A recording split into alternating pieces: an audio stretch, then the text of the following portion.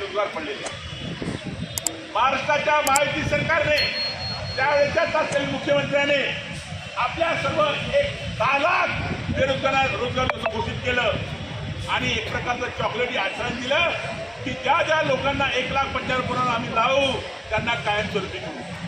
आम्हाला सुरुवातीला भीती होती की हे निवडणुकीचं आश्वासन आहे, हे चॉकलेटी आश्वासन आहे, पण तरी आम्हाला असं वाटलं की जरा आपल्या शेजारचे बाजारचे गरीब पोरं ज्यांच्याकडे रोजगार नाही अशा लोकांना रोजगार मिळेल आणि सरकारी रोजगार मिळेल आणि हे लोक कायमस्वरूपी होईल मोठ्या आशेने लोक गेले।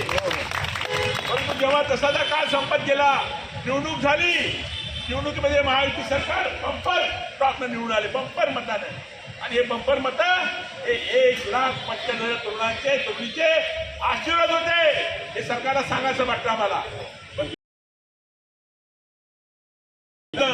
6 महिन्याचा कारभार संपला आणि सरकारला वाटलं की आता आपलं हे बंद झालं पाहिजे, तेव्हा एकत्र येऊन तुमचा आवाज महाराष्ट्रामध्ये बुलंद केला की तुम्ही जे बोलले ते वागलं पाहिजे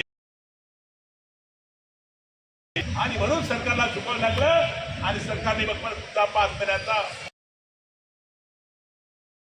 तुम्हाला काय सुरू केलं नाही। पण आमची सर्व संघटनेची मागणी होती आमच्या ह्या तरुणांना, त्या बेरोजगार मुला मुलींना कायमस्वरूपी रोजगार द्या आणि यांच्या मानधनामध्ये दुप्पट वाढ करा। आमची एवढीच मागणी महत्वाची।